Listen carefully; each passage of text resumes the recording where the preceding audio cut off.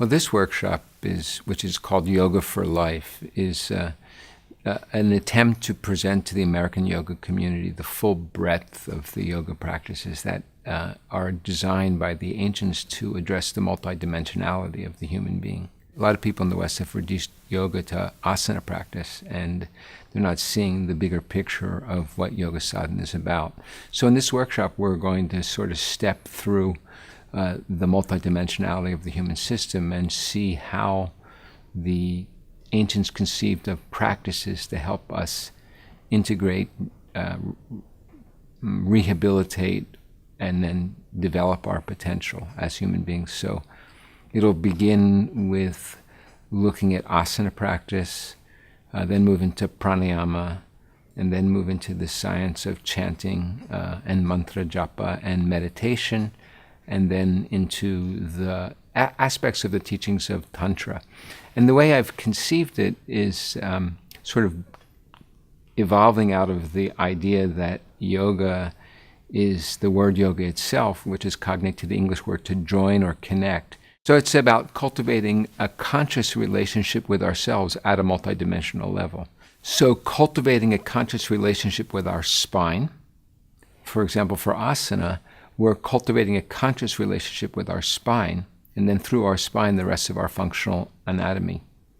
A lot of people think in America that yoga is about asana and that asana is about performing postures. And the way I was taught, it's really not about the postures, that the postures have no value of their own except the value they serve the practitioner when they're practicing them. So it's not about the postures, it's about the practitioner. And the role of asana is to help you understand what's going on in your structure and then transform the condition of your structure. And so it'll go like that, cultivating a conscious relationship with your autonomic nervous system through breath-centric, as opposed to form-centric asana, through breath-centric asana and primarily pranayama. So pranayama is not just about physiology, but pranayama is the means through which we can cultivate a conscious relationship with our physiology via the autonomic nervous system, which is sympathetic, parasympathetic function.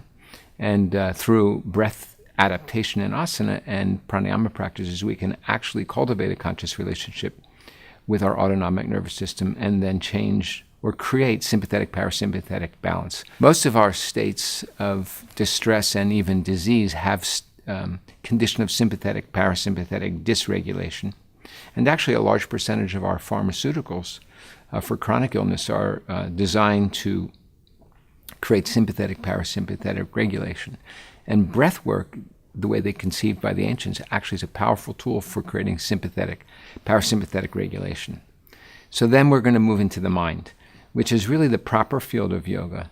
And part of my take on this is coming from a long misunderstanding in the American yoga community that yoga's not in every segment of the yoga community. For example, here at Yogaville, you understand that yoga is really much more about meditation and the mind even than the asana and the body. But a large percentage of American yoga practitioners think that yoga is fundamentally asana, and they want to go deeper, then they go to Buddhist meditation. Of course, Buddhist meditation is a wonderful tradition. There's many types of Buddhist meditation, but actually yoga tradition itself is fundamentally about the mind and about meditation. So it's important for my svadharma in what I've received from my teachers to really teach in the West the yoga tradition of meditation. And from the same sort of relationship perspective, it means we're cultivating a conscious relationship with our minds. And the way we start that is cultivating a conscious relationship with our attention. So if asana is about the spine and pranayama about the autonomic nervous system, meditation begins with focusing on attention itself and being able to master the field of attention so that we can direct attention at will without distraction. That's the beginning of meditation. You can call that mind training. But then it goes deeper into looking deeply at our thoughts, our cognitive distortions, what we see in the world today in the news, our cognitive biases, our opinions and ideas and beliefs, the way we perceive ourselves in the world around us, and the stories we tell ourselves about ourselves. And then our emotions, our feelings, our reactivity, our patterns of emotions, and then our thoughts and our feelings influence our behavior. So when we're looking at the deeper aspects of meditation, it's cultivating a conscious relationship with our minds at the level of thoughts, at the level of feelings, and at the level of behavior. So the way I was taught, yoga is much more about changing your self-concept, balancing your emotions, finding happiness, and then making clear and conscious choices for our future, and acting well, behaving well. So the meditation is about cultivating a conscious relationship with our mind, first attention, and then our thoughts, feelings, and behavior, and then transforming them. So the last part of the workshop, to follow this kind of metaphor about our multidimensional nature, and then the spine or the anatomy, the autonomic nervous system, and the breath for the physiology, and then attention, and then our patterns of thoughts, feeling, and behavior, like our samskaras in the mind, will be the heart. And we'll use the tantric teachings, and I'll introduce what's called Laya Yoga, and then the three components of Laya Yoga that we'll be looking at through the last part of this workshop are what's called Bhuta Shuddhi, Chakra Sadhana, and Devata Yoga. And these are inner teachings that are really designed to work deeply with the personality to help us transform our dysfunction and actualize our highest potential. In the metaphor for that is deification. So the work is purification, vitalization, realization, self-actualization, and ultimately deification.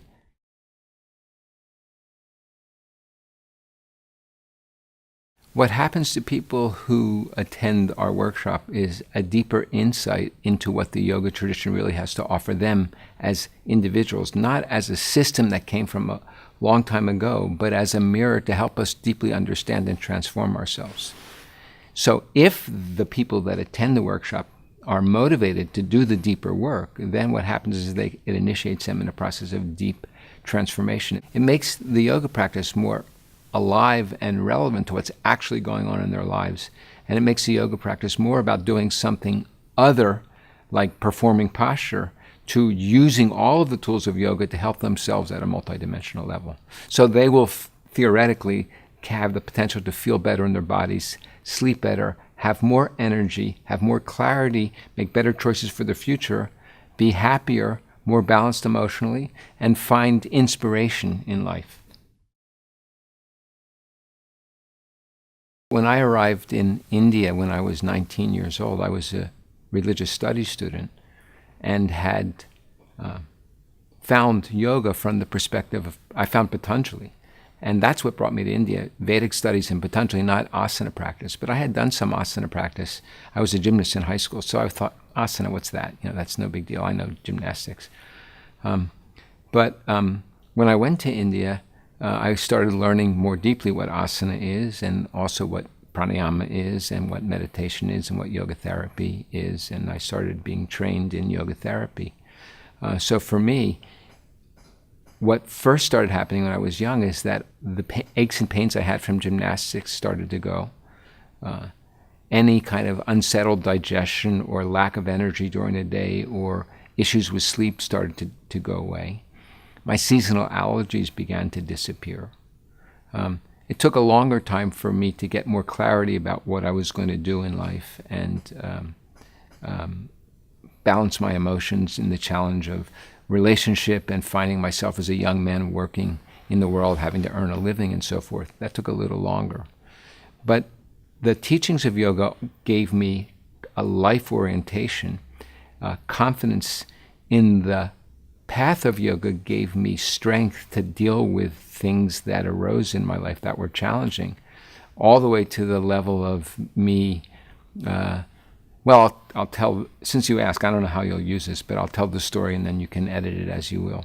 When I first came back from India, after having lived there for a couple of years, and I started my career as a yoga teacher, I remember that my parents, my father rather, and my older brother were successful business people. So they were like looking at me askance, you're going to India and studying yoga, how are you going to make a living?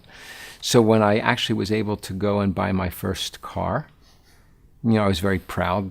I went down to the dealership and I bought a Honda Civic, and I was in my early 20s, and I remember driving it to work one day. I was teaching one-on-one yoga classes and practicing yoga therapy already then, back in the late 1970s, early 1980s. I remember parking the car and going into my office, and then coming out of my office that first day and seeing the bumper of my car on the road. So I was like, took a deep breath, and I kind of remembered the yoga teachings that I had just learned in India, that I'm not my bumper. And, it took a while to deal with my emotions with my brand new car with a bumper on the road. But 25 years later, I was feeling odd, and I took myself, to make a long story short, to urgent care. And the doctor said, we need to do a CAT scan. And she came out and she said to me, I don't know how to tell you this, so I'm just going to tell you, there's a huge mass in your brain. I had a brain tumor, and I felt like I got punched in the stomach. And I asked her, could I sit down? And as I sat down, I had a vision of 25 years earlier, my bumper, and of my Honda Civic. And I said to myself, well, I'm not my bumper, and I'm not this mass in my brain. So the yoga science gave me courage and confidence and clarity to know that I'm not that, and to be able to have the strength to go through. In fact, it ended up being 3 major brain surgeries over my life. And I'll tell you one last thing. I started to say this at the beginning, and then I sort of am wandering around. But it happened because in my very beginning in India, 19 years old, my teachers told me, I'm a 19-year-old religious studies student who came to India to study yoga, and they told me that yoga was for preparation for the moment of death. The real purpose of yoga is for preparation of the moment of death. And the follow-up teaching was, so die now. And it didn't mean die in my physical body, but die to my self-importance, die to my attachments, my fears, my desires, my opinions, my beliefs, die to my drama, and become present and live my life and deal with things as they come. So that has been a huge and important teaching for me, and it's helped me navigate all the challenges that have arisen in my own personal life, hopefully with clarity and some grace. And so that's how I would answer that. It's really, helped me with my body and my mind, my emotions, and my life orientation.